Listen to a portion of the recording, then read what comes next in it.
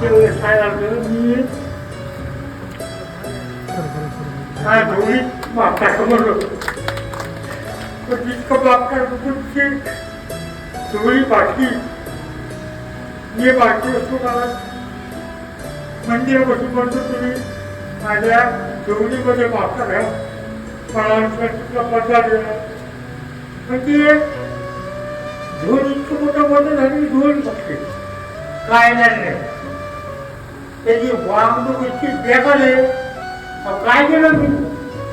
मला घराच्या बाहेर काढतो मी काय केलं आणि आई बापाने घर मागे आई बापाने घालतो मला घाल लागतो बीड मध्ये जी टीम वर्क असती